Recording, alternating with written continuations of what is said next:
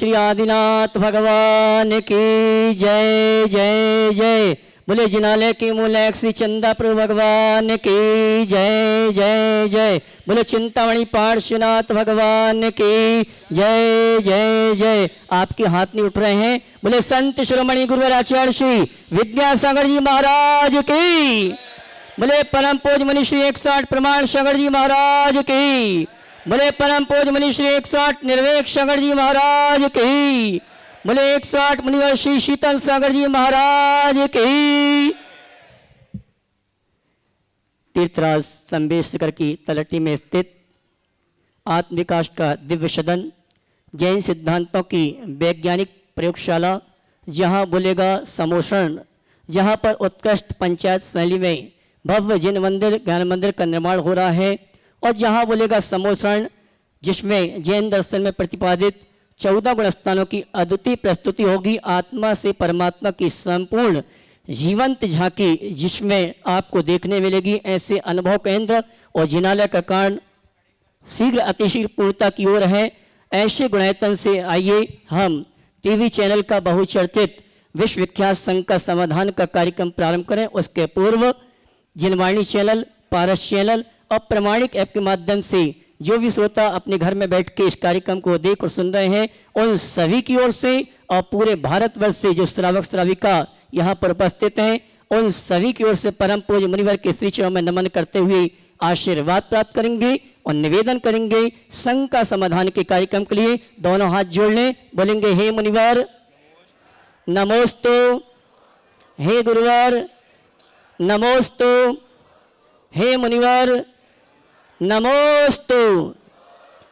आइए गुरुवर के आशीर्वाद से हम टीवी चैनल का बहुचर्चित विश्वविख्यात संघ का समाधान का कार्यक्रम प्रारंभ करें। उसके पूर्व उन सुधी श्रावक परिवारों को आमंत्रित करूंगा, उनके नामों की घोषणा करूंगा जिन्होंने आज गुणायतन का अवलोकन किया और गुणायतन से जुड़ने का सौभाग्य प्राप्त किया है। जो श्रावक परिवार यहाँ पर उपस्थित हैं, अपने स्थान में खड़े होकर गुरुवर का आशीर्वाद प्राप्त करेंगे और कैमरामैन सभी को कवर करेंगे। आइए जीवदायक के लिए जिन्होंने सहयोग प्रदान किया है, श्रीमती वीना जी झुमरी तलैया 10 लक्षण व्रत के उपलक्ष्य में इन्होंने जीवदायक के लिए राशि प्रदान की। जोरदार ताली बजाकर इनका सम्मान करें। इसी क्रम में निर्माण निधि के रूप में जिन्होंने गुणायतन से जुड़ने का अवसर सौभाग्य प्राप्त किया है, श्रीमान विद्यासागर जी वसंत नितवे कोरंडवार कोल्हापुर, अगर उपस्थित हो तो अपने स्थान में खड़े होकर गुरुवर का आशीर्वाद प्राप्त करेंगे। स्वर्गीय रत्नीबाई नरोत्तम लाल जी की स्मृति में अखिलेश जी, रितु जी, अर्णव जैन भोपाल, प्रेस जैन, अर्पिता जैन भोपाल, इन्होंने निर्माण निधि के रूप में गुणायतन से जुड़ने का सौभाग्य प्राप्त किया है। अगर उपस्थित है तो अपने स्थान में खड़े होकर गुरुवर का आशीर्वाद प्राप्त करेंगे। और आइए चलते हैं, निर्माण दान के लिए 21,000 रुपये की राशि प्रदान की है सिलीगुड़ी से एक श्राविका, पश्चिम बंगाल से। जोरदार ताली बजाकर उनका सम्मान करें। निर्माण शारथी के रूप में जिन्होंने गुणायतन से जुड़ने का सौभाग्य प्राप्त किया है, श्रीमती शीला जी गुप्ता फरीदाबाद हरियाणा, हमारे बीच उपस्थित नहीं है। मैं चाहूँगा मुनिवर का आशीर्वाद यहीं से उनको प्राप्त हो। और चलते हैं जिन्होंने गुणायतन में निर्माण मित्र के रूप में जुड़ने का अवसर प्राप्त किया, श्रीमती किरण जैन पूना हमारे बीच उपस्थित हैं। वे आए परम पूज्य मुनिवर के श्री चरणों में नमन करते हुए गुरुवंदना का सौभाग्य प्राप्त करें। और उनके सम्मान के लिए मैं आमंत्रित करूंगा श्रीमती चंद्रकला जी पाटनी महामंत्री गुणायतन रांची। हाँ, श्रीमती चंद्रकला जी पाटनी मंत्री गुणायतन रांची ये आएंगी। सम्मानी श्रीमती किरण जी पूना उनका प्रतीक 3 दिन का सम्मान का कार्य संपन्न करेंगे। और मैं चाहूंगा आप जोरदार ताली बजाकर इनका सम्मान करें। और आइए जिन्होंने गुणायतन में स्वर्ण दान देकर अपने भविष्य को स्वर्णिम रूप प्रदान किया है, हमारे बीच उपस्थित हैं श्रीमान प्रकाश चंद जी, पंकज जी, जलज जी, मौसम जी जैन घनश्योर सिवनी मध्य प्रदेश। इन्होंने स्वर्ण दान देकर अपने जीवन को स्वर्णिम रूप प्रदान किया। मैं सम्मान से आमंत्रित करूंगा वे आए और परम पूज्य मुनिवर के श्री चरण में नमन करते हुए गुरु वंदना का सौभाग्य प्राप्त करेंगे। और इनके सम्मान के लिए मैं आमंत्रित करूंगा हमारे गुणायतन के ट्रस्टी विधान पुण्यार्जक श्रीमान अमित जी सेठी गुड़गांव ये आएंगे। साथ में उनके पिताश्री निर्मल जी भी आ जावे। हमारे सम्मानी स्वर्णदान प्रदाता का सम्मान का कार्यक्रम संपन्न करेंगे। और आप जोरदार ताली बजाकर इनका सम्मान करें। और आइए अगले पुण्यार्जक को मैं मंच पर आमंत्रित करता हूं श्रीमती मालती जी, छोटेलाल जी, अवधलाल जी, अनमोल जी, बालाघाट सिवनी। इन्होंने भी स्वर्ण दान देकर अपने भविष्य को स्वर्णिम रूप प्रदान किया है। आ जाइए।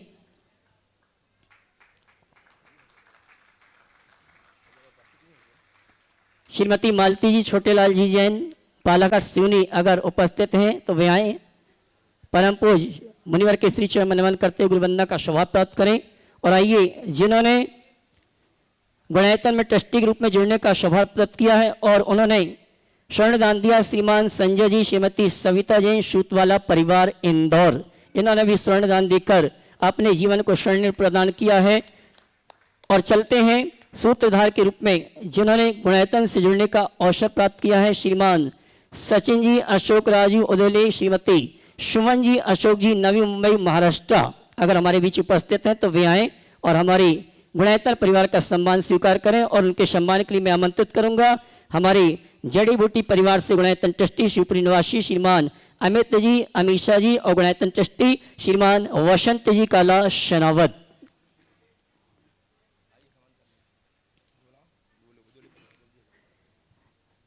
हाँ जी, आ गए ना वो तो आ गए। ताली बजा के इनका सम्मान करें।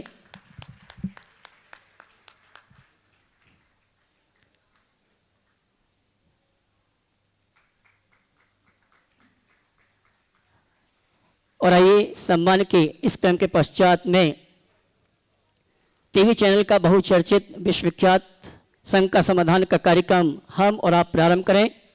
उसके पूर्व आप सभी को यही कहना चाहूँगा, गुणायतन का काम शीघ्र अतिशीघ्र पूर्णता की ओर है और आने वाले समय में परम पूज्य गुरुवर के आशीर्वाद से यहाँ पर आगामी आने वाले वर्षों में अतिशयकारी पंचकर्म प्रतिष्ठा महोत्सव का कार्यक्रम होने जा रहा है। कब होगा, कैसे होगा, ये हम नहीं जानते, लेकिन गुरुवर और मुनिवर जानते हैं। आइए, जो इस गुणायतन से जुड़ने का स्वभाव प्राप्त करना चाहते हैं, आप यहाँ की योजनाओं को जानकारी लेकर गुणायतन से जुड़कर आप अपने जीवन को स्वर्ण प्रदान कर सकते हैं।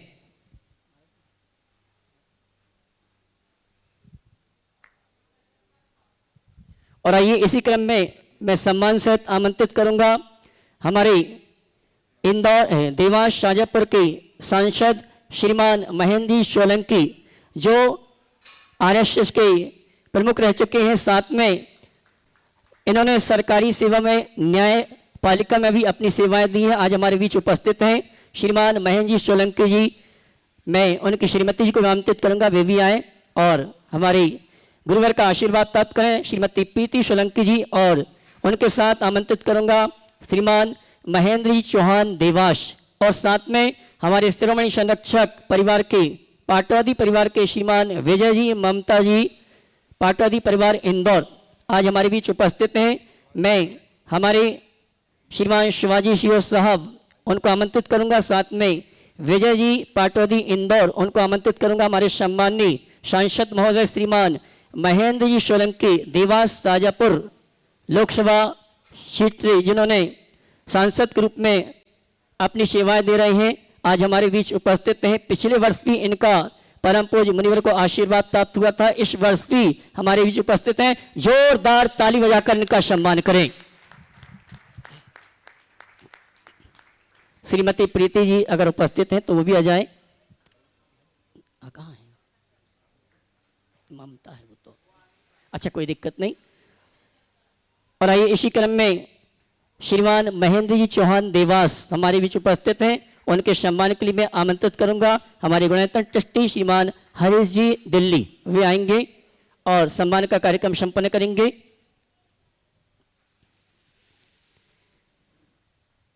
और हमारे शिरोमणि संरक्षक परिवार के पाटवादी परिवार के श्रीमान संजय जी कटारिया देवास हमारे बीच उपस्थित हैं। उनका सम्मान का कार्यक्रम हमारे सम्मानीय गुणायतन ट्रस्टी भाई हरीश जी संपन्न कर रहे हैं। जोरदार ताली बजाकर इनका सम्मान करें। और आइए, हमारे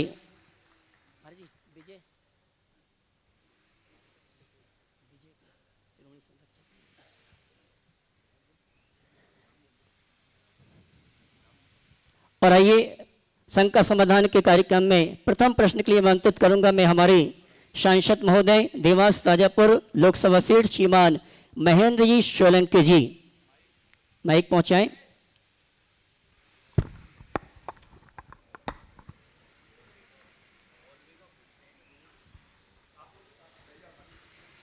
ममता आ जाओ ऊपर, विजय खड़े हो जाना सब।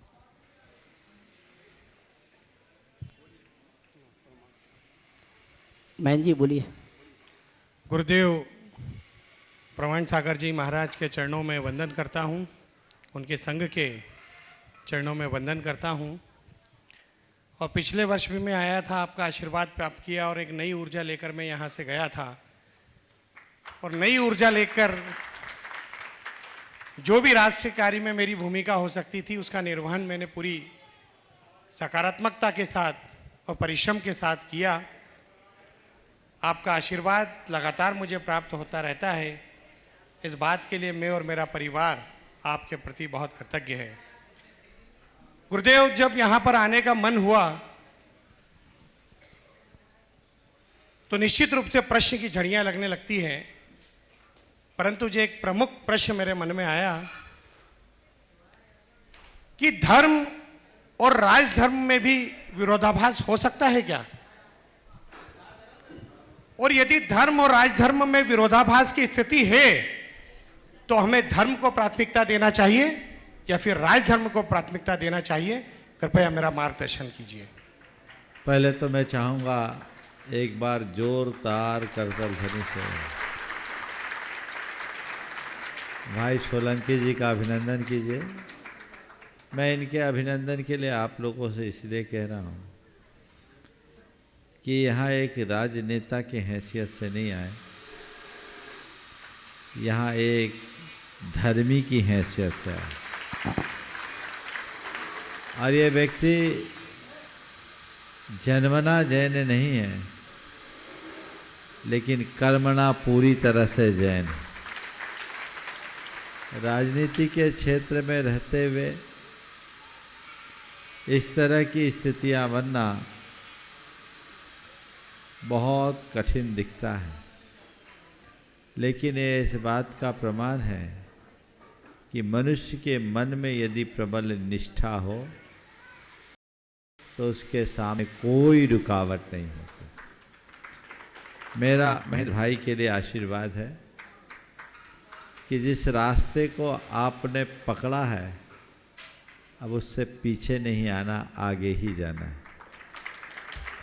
अब जो सवाल है धर्म राजधर्म, मैं आपको आपके सवाल को थोड़ा संशोधित करता हूँ और धर्म और राजधर्म की जगह इसे आत्मधर्म और राष्ट्र धर्म से जोड़कर कहना चाहूँगा। थोड़ा सा पीछे देखो।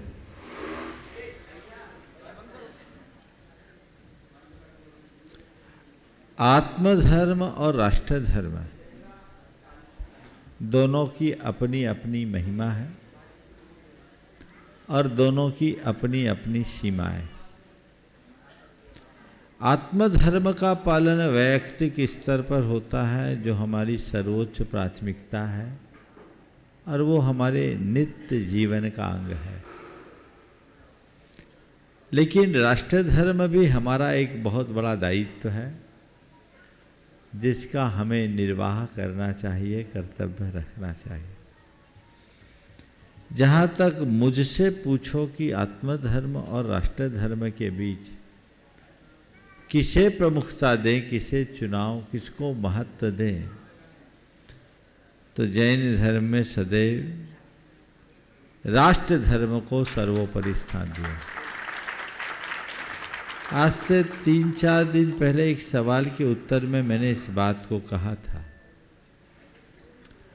आज उसी बात को मैं और आगे बढ़ाते हुए दूसरी तरह से कहना चाहूँगा। आप सुनकर आश्चर्य करेंगे कि जैन शास्त्रों में ऐसा उल्लेख है कि कोई मुनि यदि मुनि हो और कभी राष्ट्र को उसकी जरूरत पड़ जाए तो राष्ट्र की आपत्ति के निवारणार्थ वो अपना मुनि पद छोड़कर राष्ट्र की रक्षा कर सकता है। ये राष्ट्र निष्ठा जैन धर्म की सबसे बड़ी पहचान है। और आप तो देवास के हो, बाजू में उज्जैन है। उज्जैन के इतिहास में एक घटना घट चुकी। एक जमाने में गर्दभिल नाम का बड़ा आतताई दुराचारी राजा था। उसने एक साध्वी को अपनी रानी बना लिया था। जनता उसकी अराजकता से त्रस्त थी। उस काल में एक कालिकाचार्य नाम के महान आचार्य मुनि थे, और जिसे उनने साध्वी बनाया था, साध्वी को अपनी रानी बनाया था, वो उनकी रिश्ते में बहन होती थी। उन्हें जब मालूम पड़ा तो उनका मन उद्वेलित हो उठा। उन्होंने कहा कि जनता को ऐसे आतताई से मुक्त करना मेरा पहला धर्म है। उन्होंने अपना मुनि व्रत छोड़ा और एक दूसरे राजा के सेनापति बने। सैन्य बल को संगठित करके उज्जैनी पर चढ़ाई कर गर्दभील को न केवल पराजित किया, अपितु बंदी बनाकर उससे सार्वजनिक क्षमा याचना करवाई और हमेशा हमेशा के लिए सबको मुक्त कराया। तो ये उदाहरण हमारे शास्त्रों में है। सदैव हर व्यक्ति के हृदय में राष्ट्रीयता की भावना होनी चाहिए। मेरा धर्म मेरे लिए है, लेकिन राष्ट्रहित उससे ऊपर है। ये सोच जब हर मनुष्य के मन में जम जाएगी तो कभी धर्मांधता जैसे भाव ही उत्पन्न नहीं होंगे। आज देश में जिस तरह से धर्मांधता का या धार्मिक उन्माद का बोलबाला दिखता है, मैं समझता हूँ ये सच्चे अर्थों में धर्म के रूप में नहीं है, न धर्म के हित में है, न ही राष्ट्र के हित में। इसलिए आपने बहुत अच्छा सवाल उठाया। दोनों बातों को ध्यान में रखकर हमें आगे बढ़ना चाहिए। आशीर्वाद। जयकारा गुरुदेव का। और आइए अगले प्रश्न के आमंत्रित करूंगा बड़ायतन ट्रस्टी श्रीमान राजकुमार जी, जड़ी बूटा परिवार शिवपुरी से, उनके पुत्र पुत्रवधू अमित जी, अमीषा जी। उसके बाद तैयार रहेंगे बड़ायतन ट्रस्टी श्रीमान वसंत जी, काला शनावर, इंदौर, बेंगलोर। ओम।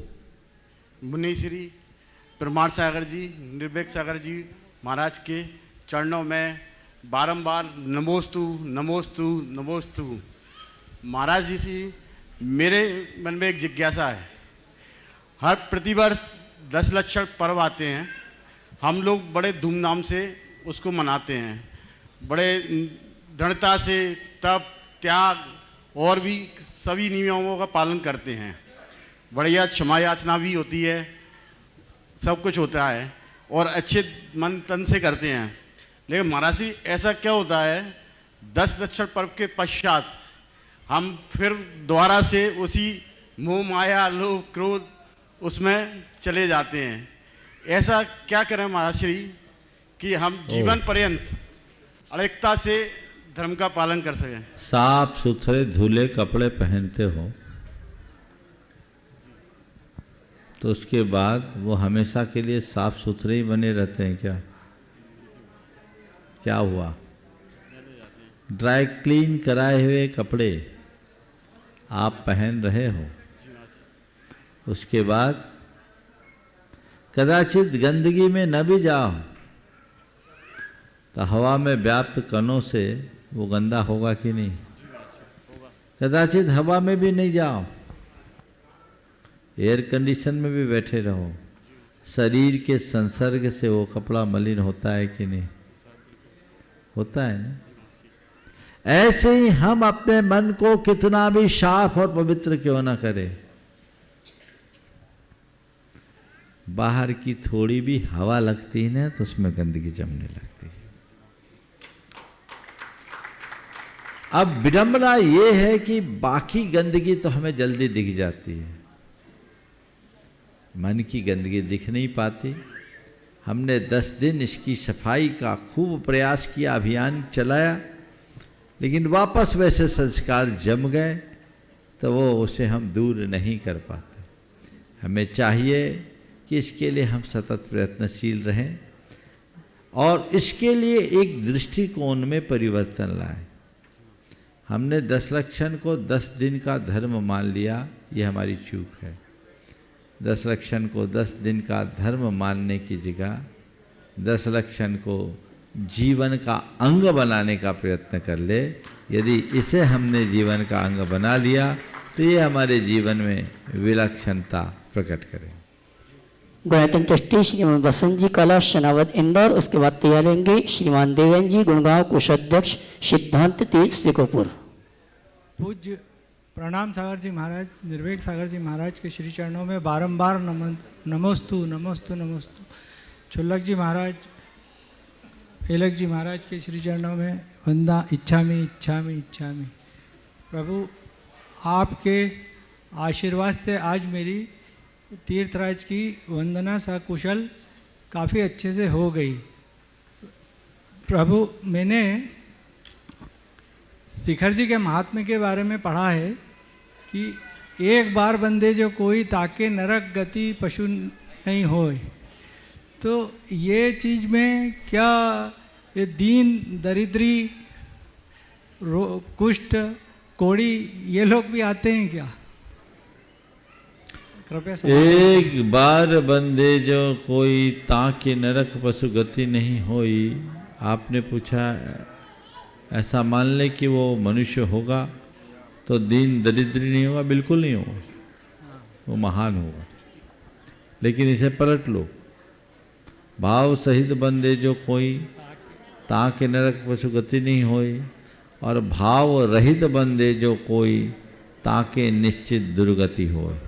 ये बदल। नमस्ते भगवान, नमस्ते। ओ श्रीमान देवेंद्र जी गुड़गांव कोषाध्यक्ष सिद्धांत तीर्थ सिकोपुर, उसके बाद तैयार रहेंगे श्रीमान डी के जैन शशि जैन गोयलनगर इंदौर। नमोस्तु महाराज श्री, नमोस्तु महाराज श्री, नमोस्तु इच्छामी महाराज श्री, इच्छामी महाराज श्री। हम लोगों की आपस में मंदिर में चर्चा थी और एक शंका उत्पन्न हुई कि जिस समय तीर्थंकर भगवान का जन्म होता है उस समय वह बालक की अवस्था में होते हैं एवं श्रावक की अवस्था में ही रहते हैं।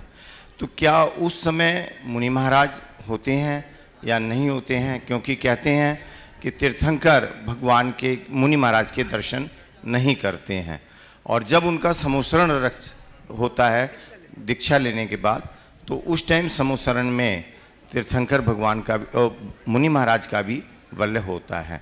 कृपया शंका का समाधान करें। एक छोटी सी शंका और हमारे बच्चे की है कि महाराज श्री आजकल लड्डू चढ़ाते हैं निर्वाण दिवस पर, और लड्डू का रूप बहुत बदल गया। कोई मंदिर का रूप लड्डू का बनाता है, कोई कैसा सुंदर लड्डू बनाता है, तो उसका जब विसर्जन होता है तो उसमें क्या दोष लगता है? कृपया शंका समाधान। दोनों सवाल बहुत ही अच्छे सवाल हैं। पहले सवाल के संदर्भ में ये कहूँगा कि तीर्थंकरों के काल में मुनियों का सद्भाव होता है, लेकिन वे मुनि पूरी तरह व्यवस्थित हो ऐसा नहीं कहा जा सकता। भगवान महावीर के काल में भी अनेक पार्श्वापत्ति या श्रमण थे, यानी पार्श्वनाथ भगवान का अनुयायी करने वाले। एक प्रसंग आता, गौतम केशी संवाद। केशी मुनि पार्श्वनाथ भगवान के शिष्य थे, शिष्य परंपरा में थे, और गौतम भगवान महावीर के काल उनकी आपस में बातचीत भी हुई। पर ऐसे मुनि होते हैं, पर तीर्थंकरों से उनका कोई सामना नहीं होता। हम लोग भगवान महावीर के जीवन काल को पढ़ते हैं। 2 मुनि संजय और विजय मुनि ने महाराज को देखा, उनके मन की शंका दूर हो गई, तो उनने भगवान का नाम सन्मति रख दिया। इस बात का प्रमाण। लेकिन तीर्थंकर क्या है इसे समझिए। तीर्थंकर का मतलब होता है जो तीर्थ का प्रवर्तन करे। और तीर्थ क्या है? तीर्थ का मतलब होता है द्वादशांग रूप आगम और उस पर आधारित चतुर्विध संघ, मुनि, आर्यिका, श्रावक, श्राविक। इन सब की स्थापना तीर्थंकर भगवान स्वयं करते।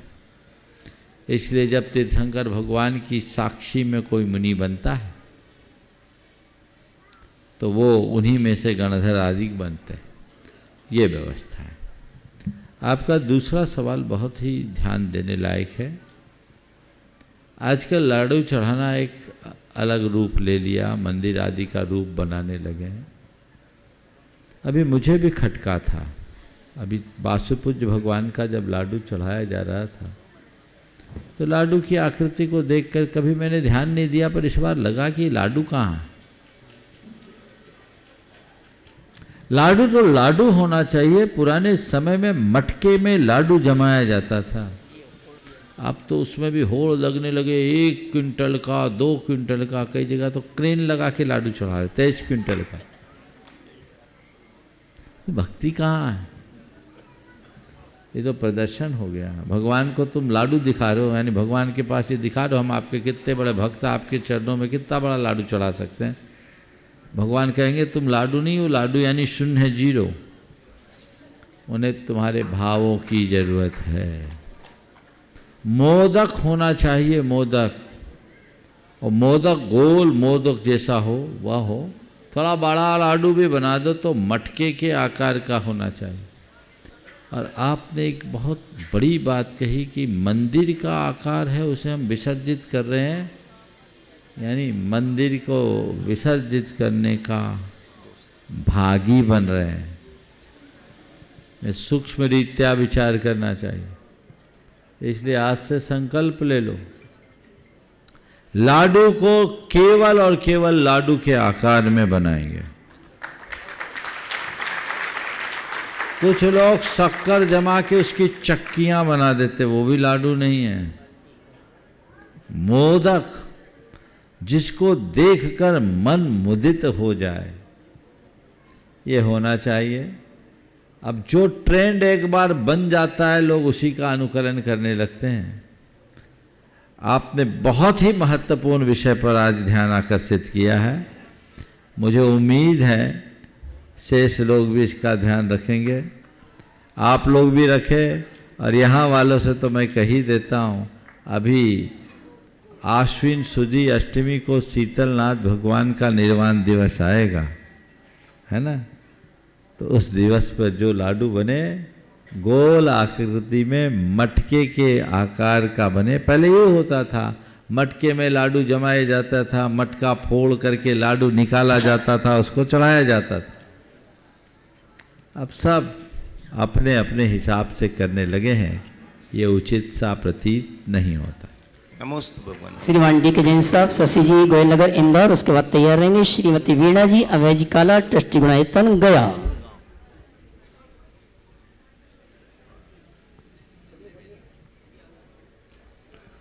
परम पूज्य मुनिश्री के नमोस्तु नमोस्तु नमोस्तु। छुल्लक जी एलक जी के चरणों में इच्छामी इच्छामी इच्छामी। मुनिश्री, मेरा शंका है, सम्मान, मान एवं बहुमान में क्या अंतर है? सम्मान क्या मान की श्रेणी में आता है? मान, सम्मान, इसी संबंधित देखे सम्यक एक हो जान दो, एक ही बहुत है, दूसरे को मत छेड़ो। मान, सम्मान और बहुमान में क्या अंतर? मान हमारे अंदर की दुर्बलता है। जब हम किसी और से मान मिले तो सम्मान हो जाता है, और हम जब किसी को मान दे तो बहुमान हो जाता है। हमें सम्मान और करना चाहिए, पर मान किसी के मन में नहीं होना चाहिए। श्रीमती वीणा जी, अभय जी काला, गुणायतन ट्रस्टी गया। उसके बाद तैयार रहेंगे श्रीमान दिलीप जी, निकिता जी कटारिया कोटा। ओम। परम श्रद्धे दोनों गुरुवर के चरणों में, गया समाज में जितने भी दशलक्षण जी किया और दत्तंत्र व्रत धारण किया, उन सब की तरफ से आपके चरणों में नमोस्तु, और छुल्लक जी के चरणों में इच्छामी। मेरी जिज्ञासा यह है गुरुवर, इस लोक की ऊंचाई 14 राजू है, 7 राजू तक हम लोग आ गए हैं, 7 राजू की ऊंचाई और चढ़नी है। तो संसार व्यवस्था में ऐसा क्या रोल अदा करूं कि 7 राजू की ऊंचाई चढ़ करके अपने जीवन को स्वर्ग जैसा सुंदर बना सकूं? नमोस्तु गुरुवर। देखो, जीवन को स्वर्ग जैसा सुंदर बनाने के लिए एक कदम चढ़ने की जरूरत नहीं है, एक कदम चलने की जरूरत नहीं। 7 राजू तो बहुत। क्षेत्र की दूरी पाटने से हमारा लक्ष्य पूरा नहीं होगा। भाव की दूरी मिटाओगे तत्क्षण लक्ष्य आ जाएगा। मुक्ति सात राज्यों ऊपर नहीं है, मुक्ति तो यही है। तो अपने भावों को परिवर्तित करने का प्रयत्न करें, जिससे अपने जीवन को बेहतर बनाया जा सके। नमोस्तु गुरुवर, नमोस्तु नमोस्तु नमोस्तु। मुनि संघ के चरणों में बार बार नमोस्तु नमोस्तु नमोस्तु। महाराज जी, मेरे मन में एक विकल्प आता है कि मृत्यु की कोई तारीख निश्चित नहीं होती है और जन्म की माइक ठीक से पकड़िए। हेलो। महाराज जी, मेरे मन में एक विकल्प आता है कि मृत्यु की कोई तारीख निश्चित नहीं होती, पर आजकल जन्म कब होगा ये डॉक्टर द्वारा पहले से निर्धारित कर दिया जाता है। सही बता दिया। ऐसी परिस्थिति में आजकल बहुत सारे लोग गृह त्याग करके हाथों में मोली बांधकर धर्म ध्यान एवं विधि विधान करने के लिए नगर के धर्मशालाएं तीर्थ क्षेत्रों पे चले जाते हैं तथा हर प्रकार से परिवार वालों के संपर्क में रहते हैं। ऐसी परिस्थिति में धर्म ध्यान करने की उचित विधि क्या होना चाहिए, आप तो निर्देशित करें। देखिए, ये सब आपके बहुत अच्छा सवाल है और ये पगडंडी को राजमार्ग बनाने का फल है। उदाहरण देखिए, अगर कोई पहले से किसी बड़े धार्मिक अनुष्ठान के लिए संकल्पित है तो कहते हैं उसका कोई सूतक पातक नहीं होता। यज्ञ, महान्यास आदि के लिए जो पहले समर्पित है, मान लीजिए अभी विधान होना है, सिद्ध चक्र महामंडल विधान आगामी 28 में होना है, यहाँ भी होना है, बहुत जगह देश में हो रहा है। अभी ये अमित भाई विधान कर रहे हैं, पहले से 2 महीना पहले, 1.5 महीना पहले से तय हो गया कि हमें विधान करना है।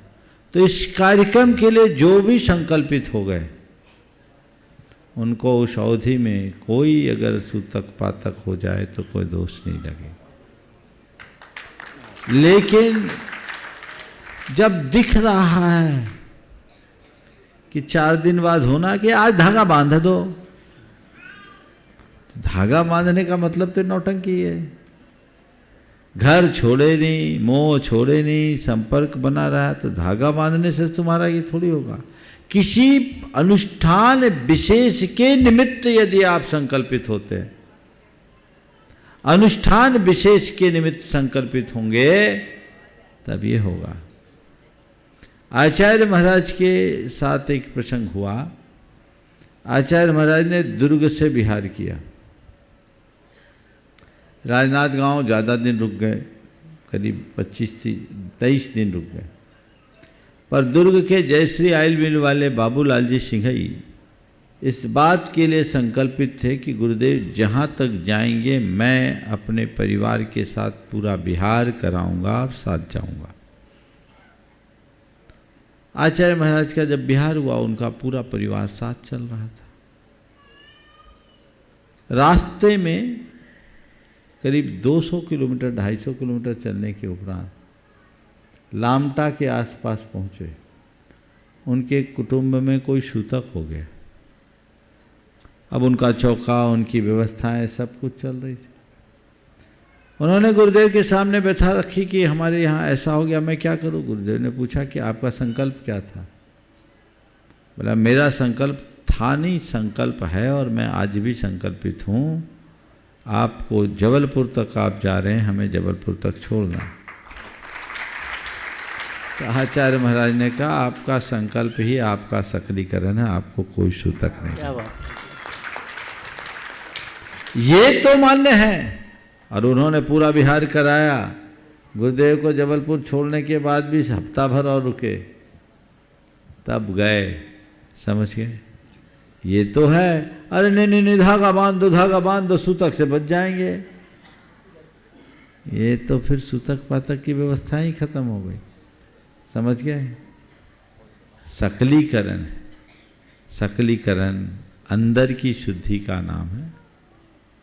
समझ गए, मन सह प्रशस्त च बच प्रशस्त काय प्रशस्तै च कसाय हानि साचेवार्थतः सकली क्रियाशा क्रिया विशाले कृतिकल्पनांगा। मन की प्रसन्नता, वचन की प्रसन्नता और काय की प्रसन्नता, कषाय की हानि ही वास्तविक सकलीकरण है। बाकी तो हमारे पंडितों का कर्मकांड है। समझ गए?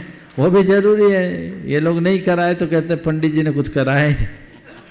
चलिए, नमोस्तु गुरुवार, नमोस्तु। गुणायतन ट्रस्टी विधान प्रयोजक श्रीमान निर्मल जी, अमेश जी, प्रीति सिटी परिवार गुड़गांव, और उसके बाद तैयार रहेंगे प्राची जैन जामनेर के समस्त श्रावक श्राविकाओं के साथ। महाराज जी नमोस्तु नमोस्तु नमोस्तु। सभी मंचासीन महाराजों को नमोस्तु। मेरी तरफ से मेरे परिवार वाले क्वेश्चन पूछना चाह रहे थे। नमोस्तु महाराज जी। महाराज जी, मेरा एक जिज्ञासा है कि जैसे गुणायतन तो गुणों का यतन बन रहा है और सबके सामने शीघ्र ही आने वाला है, आवरण उस पर हट जाएगा, पर हम ऐसा क्या प्रयास करें कि हमारे जो अंदर के गुण हैं उनको हम बढ़ाते हुए एक उच्च कोटि के श्रावक का गुण स्थान तक हम पहुंच सकें। बहुत अच्छा भाव आपने प्रकट किया।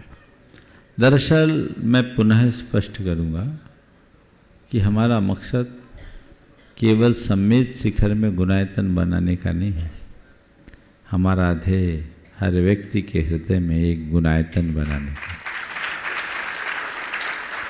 और यथार्थ देखा जाए तो गुणायतन सबके हृदय में है, लेकिन लोग उसे भूले हुए। गुणायतन प्रकट हो सकता है जब व्यक्ति के अंदर गुणात्मक परिवर्तन। आवश्यकता है हमें गुणात्मक परिवर्तन की दिशा में आगे बढ़ने की। जब तक हम वैसा नहीं करेंगे तब तक जीवन में कुछ नहीं होगा। और मुझे पूर्ण उम्मीद है कि जब लोग गुणायतन में आकर यहाँ के परिदृश्य को देखेंगे, मैं केवल मंदिर की बात नहीं कर रहा हूँ। मंदिर में तो लोग केवल धार्मिक भावना से आएंगे।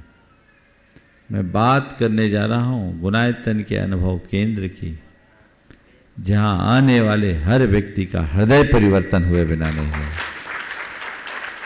जहाँ आने के बाद बच्चे को ये समझ में आएगा कि मैं क्या कर रहा हूँ, मुझे क्या करना चाहिए, क्या है मेरे जीवन का मूल और कैसी है मेरे जीवन की भूल। जब तक व्यक्ति अपनी भूल का एहसास नहीं करता, मूल को पा नहीं सकता।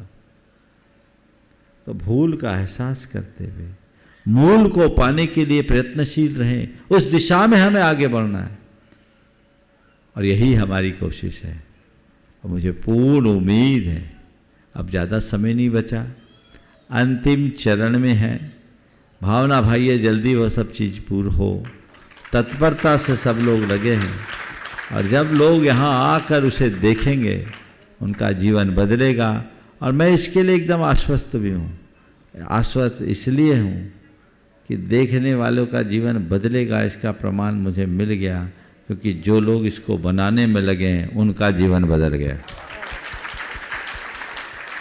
उनमें जैन नहीं है और बहुत सारे लोग भारतीय भी नहीं हैं, लेकिन इस पूरे के पूरे कंसेप्ट को देखकर उनका चिंतन बदला है। जीवन में बहुत बड़ा बदलाव, एक ट्रांसफॉर्मेशन होगा। समय बताएगा, प्रतीक्षा कीजिए। कुमारी प्राची जैन जामनेर, और उसके बाद तैयार में श्रीमान धनेन्द्र कुमार जी हैदराबाद।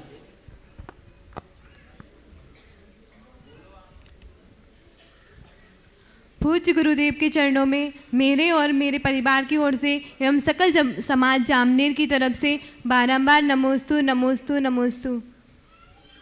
महाराज जी, मेरी ये जिज्ञासा है कि कभी कभी अपने परिणाम बहुत विशुद्ध होते हैं और कभी कभी अपने परिणाम कसाय आदि के वशीभूत हो जाते हैं, तो ऐसा कौन से कर्म के कारण होता है और हम ऐसा क्या करें कि हमारे परिणाम। थोड़ा इस साइड आ जाओ। हमेशा क्या करें कि हमारे परिणाम हमेशा विशुद्ध, निर्मल और शांत रहे। नमस्ते। कभी परिणाम बहुत अच्छे रहते, कभी परिणाम ढीले हो जाते, ऐसा क्या करें? तो हमेशा ऐसे निमित्तों से बचे जिससे परिणाम ढीले होते, और ऐसे निमित्तों का आश्रय ले जिससे परिणाम निर्मल बने। जब भी परिणाम ढीले होने लगे तो अपने परिणामों को ऊपर चढ़ाने के लिए कुछ अच्छा पढ़ना शुरू कर दो, कुछ अच्छा सुनना शुरू कर दो, कुछ अच्छी बातें करना शुरू कर दो, अथवा भगवान के पास जाकर बैठ जाओ, परिणाम अपने आप निर्मल हो। नमस्ते गुरु। श्रीमान धनेन्द्र कुमार जी हैदराबाद, उसके बाद तैयार रहेंगे श्रीमान अरुण कुमार जी, उप निर्देशक दूरदर्शन भोपाल। गुरुदेव के चरणों में त्रिबार नमोस्तु। छुल्लक जी एलक जी के चरणों में इच्छामी इच्छामी इच्छामी। गुरुदेव, मेरी शंका है कि भगवान के ऊपर 3 छत्र लगाए जाते हैं जो 3 लोक के नाथ के प्रतीक हैं। तो गुरुदेव, मध्य लोक तो बहुत छोटा है, तब भी बीच में हम छोटा छत्र लगाते हैं, और जबकि ऊर्ध लोक बहुत बड़ा है, 7 राजू और ये। आपका सवाल समझ गया। 3 लोक के 2 तक 3 छत्र नहीं, 3 छत्र इस बात का प्रतीक है कि भगवान तीनों लोकों के ऊपर अपना भगवान की छत्र छाया होते। लेकिन इसका शास्त्र में विधान है, हम 3 लोक के आकार के हिसाब से छत्र नहीं देते, 3 छत्र हैं। और वो 3 छत्र के लिए विधान बताया, नासिको तारी। क्या बोला? नासिको तारी। अपनी नाक देखिए, ऊपर कैसी है? ऊपर क्या है? छोटी है। और नीचे क्या है? इसको बोलते हैं नासिको तारी। तो बड़ा, छोटा, फिर छोटा। एक बात सदैव ध्यान रखना, छत्र कभी भी भगवान के ऊपर चढ़ाएं तो कितना बड़ा चढ़ाएं? आप छाता लेते हो तो सिर ढके उतना कि सिर खुला रहे उतना। आज पुराने ज़माने में 18 तान के छाते रहते थे तो लोग बचते थे। आजकल के छाते का मतलब है इज्जत से भींगना।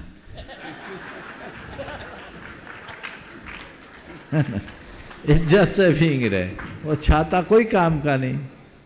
तो छत्र शास्त्र के विधानानुसार कितना होना चाहिए? न्यूनतम प्रतिमा जी के ऊपर इतना एरिया कवर करे, इससे छोटा सत्र नहीं। नाक से बाहर और पृष्ठभाग से बाहर इतना एरिया होना चाहिए छत्र का, और 3 छत्र होना चाहिए। साथ ही कई जगह छत्र के नाम पर छत्र चढ़ा, छोटे छोटे छोटे छत्र में छत्र लगा देते लोग।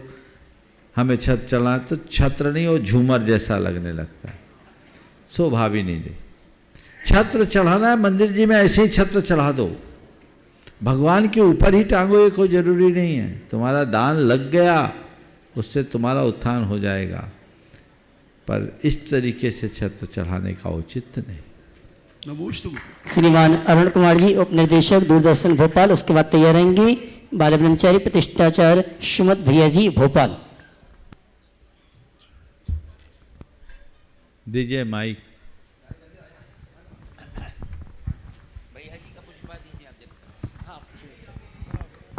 जब तक पहुंच गया।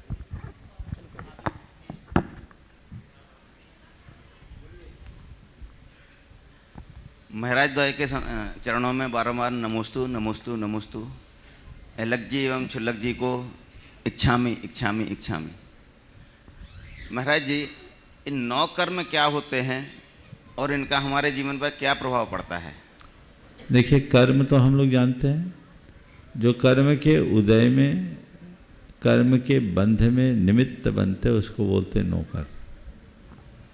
नौकर्म में हमारा शरीर भी आता है, और शरीर को आदि लेकर संसार की जितनी भी चीज़ें हैं वो सब नौकर्म कहलाते हैं।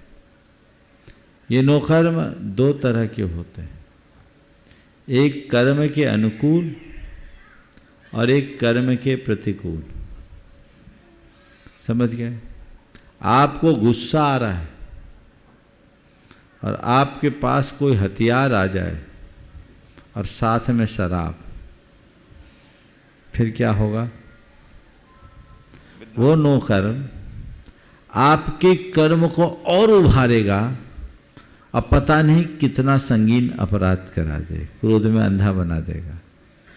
ये एक नो कर्म आया, आपको गुस्सा आया और सामने से महाराज दिख गए, अरे महाराज हैं, और नजर पड़ गए, उनने मुस्कुरा दिया, अब क्या होगा? बोलो शांति हो जाएगी। क्या होगा? ये क्या बना? शांति हो जाएगी। ये क्या है? नो कर्म।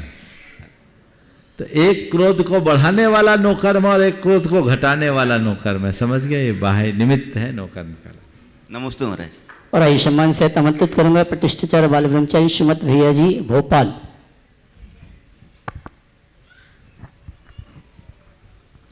ओ परम पूज्य मुनि संघ के पावन चरणों में नमोस्तु नमोस्तु नमोस्तु इच्छामि इच्छामि इच्छामि। परम पूज्य महाराज जी, आपके प्रेरणा और आशीर्वाद से भारत ही नहीं अपितु विश्व के अनेक देशों में जिनालय की स्थापना हुई है। सिंगापुर में आपके परम भक्त विवेक जी जो प्रतिवर्ष 10 उपवास करते हैं, हजारीबाग पंचकर्णक में आपके सानिध्य में प्रतिष्ठा की भगवान की प्रतिष्ठा करा के मलेशिया ले गए, फिर वहां से सिंगापुर लेकर के गए और सिंगापुर में दूसरे मंदिर की स्थापना हुई, एक मंदिर पहले से था।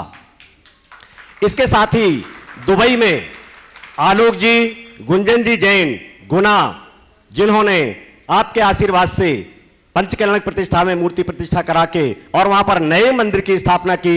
एक मंदिर पद्म कुमार जी पाटनी के निवास पर पहले से था। इसी क्रम में यूरोप में, इंग्लैंड में आपके आशीर्वाद से जिनालय की स्थापना हुई और अभी कुछ ही समय पूर्व पोलैंड में 16-17 तारीख को जिसका वेदी प्रतिष्ठा संपन्न हुआ है, इसी माह में आपके आशीर्वाद से जयपुर से भगवान की 3 फीट की प्रतिमा प्रतिष्ठा करा के रोहित स्वाति जैन परिवार ने भगवान को विराजमान करने का सौभाग्य पोलैंड में लिया और प्रियंक अनुश्री बड़कुल के मुख्य संयोजकत्व में वहां पर वेदी प्रतिष्ठा संपन्न हुई और सभी लोगों ने 10 लक्षण पर्व बहुत आनंद संपन्न किए। अनेक लोगों ने उपवास किए।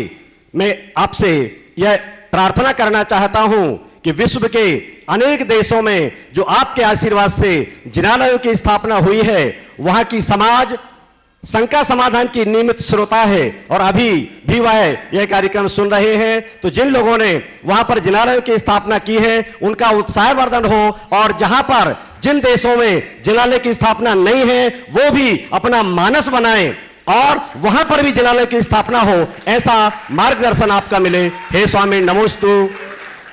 ओ देखिए, ये बहुत ही अच्छा काल चल रहा है। जो कार्य पिछले हजारों वर्षों में नहीं हुआ, वर्तमान काल में हो रहा है। 7 समुंदर पार भगवान की स्थापना हो जाना अपने आप में एक बहुत बड़ी बात है। पूरे यूरोप में, अमेरिका में, मिडिल ईस्ट में, मध्य पूर्व में और अपने एशिया के कुछ देशों में, ऑस्ट्रेलिया में मंदिर का निर्माण हुआ। लोग दर्शन, पूजन, वंदन करके अपना धर्म ध्यान कर रहे हैं और मुझे तो बहुत ही प्रसन्नता होती है कहने में कि कई जगह पे तो लोग भारत से अच्छा धर्म ध्यान कर रहे हैं। वहाँ के लोग विशुद्धतया भारतीय बन रहे हैं।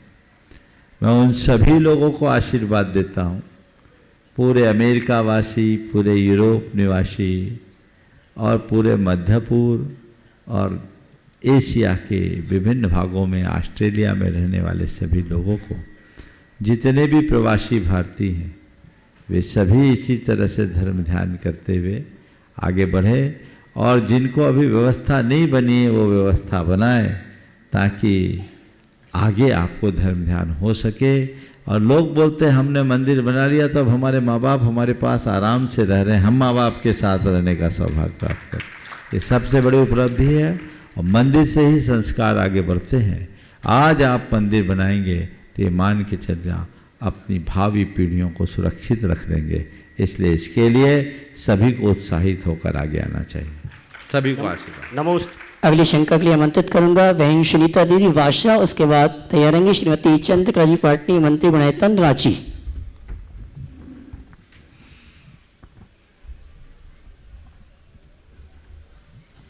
गुरुवार के चरणों में नमोस्तु, सभी इलक जी छुल्लक जी के चरणों में इच्छा में। महाराज जी, हम अभी जब सिंगापुर गए तो सिंगापुर में मुझे लगा नहीं कि हम बुंदेलखंड में नहीं हैं। वहाँ पर 400 लोगों ने एक साथ मिल करके पूजन पाठ करके 10 लक्षण पर्व मनाया और उसमें करीब करीब 65-70 लोगों ने, किसी ने 5 उपवास, किसी ने 7, किसी ने 3, इन लोगों ने मिलके खूब अच्छा काम किया। और सबसे बढ़िया काम जो मन को छू गया कि वो लोग पूजन पाठ करके वहां पर चंद्रप्रभ निलय ध्यान केंद्र है। चंद्रप्रभ ध्यान निलय केंद्र में उन लोगों ने, जितने लोग पूजन करते हैं उनसे शिक्षा हम सब और जितने लोग सुन रहे हो सब लोग शिक्षा लें कि ये लोग जैसे पूजन करते हैं तुरंत अपने बर्तन धो के रख के जाते हैं।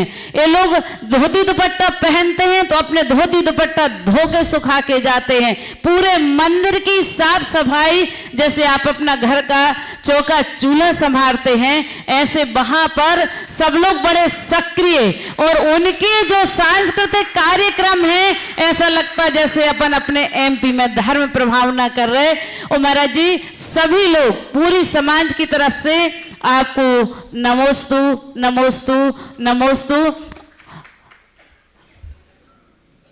इसके पश्चात हमारा प्रश्न है महाराज जी कि हम लोग भी जाकर के अगर मान लो विदेशों में जैसे ये लोग जिन प्रतिमा विराजमान कर रहे हैं, तो ऐसा हम लोगों को भी सौभाग्य मिल सकता है कि हम भी कहीं शिखरबंद एक मंदिर जिनालय अच्छा बढ़िया बनाए कि लगे कि हाँ यहाँ पर भी हम सब एमपी वाले हैं वहां पर। बहुत सुंदर। देखिए, सबसे पहले तो बहन जी ने जो आज बात कही वो प्रशंसनीय नहीं, अनुकरणीय। क्या अच्छा हो कि आप लोग अपने मंदिरों में ऐसी व्यवस्था करें, क्या नहीं कर सकते? इसमें आपकी अहिंसा भी पलेगी और निष्ठा भी बढ़ेगी। बहुत अच्छा होगा यदि लोग अपने हाथों ऐसा कार्य करना शुरू कर दें। जिन बर्तनों से भगवान की पूजा की उसको साफ करना है, जो द्रव्य भगवान के चरणों में अर्पित किया उसे व्यवस्थित करना है। तो आप अगर ऐसा करें और भगवान के दरबार की साफ सफाई करे तो इससे अच्छी बात क्या है। परम पूज्य गुरुदेव ने एक बार बताया था कि सरसेठ टिकम चंदी सोनी, भागचंदी सोनी के शायद पिताजी या दादाजी, जिन्होंने अजमेर की नशिया बनाई, वे अपने घर से बग्घी से मंदिर आते थे, नशिया आते थे और नशिया के पहले उतर जाते थे और खुद मंदिर का दरवाज़ा खोलते और मंदिर की सफाई करते। लोगों ने बोला, सेठ साहब आप मंदिर की सफाई कर रहे हैं? उन्होंने कहा कि त्रिलोकीनाथ की सेवा करने से बड़ा सौभाग्य और किसका होगा। मैं मंदिर खोलता हूँ तो मैं सोचता हूँ आज मैंने मंदिर खोला, जितने लोग मंदिर दर्शन करने आएंगे उसमें मैं निमित्त बन रहा हूँ। ये सोच होनी चाहिए, एक सच्चे भक्त की यही पहचान। महाराज जी, एक बात और, वहां पर जो पाठशाला चला रहे हाँ, ये लोग आपका जो प्रमाण दूसरा सागर सवाल। महाराज जी के आशीर्वाद से जो वहां पर पाठशाला चल रही, शायद अपन अपने बच्चों को संस्कार नहीं देंगे, महाराज जी के आशीर्वाद से जितने बच्चे वहां पर हैं, एग्जाम होने के बाद भी शाम को सांस्कृतिक कार्यक्रम, और अगर आप उनसे प्रमाणिक पाठशाला पूछो तो लगता है कि हाँ उन लोगों ने कुछ सीखा है आपके आशीर्वाद से। बहुत बहुत आशीर्वाद पूरे सिंगापुर वासियों को। और आपने जो कहा कि हम लोग भी वहाँ बना सकते हैं, अरे जो गए हैं हमारे बीच से जाके तो बनाए हैं, तो हमारे बीच से जाकर वहाँ मंदिर बना रहे हैं, यहाँ से जाकर के भी मंदिर बनाया जा सकता है, उसमें कोई सोचने की बात नहीं है।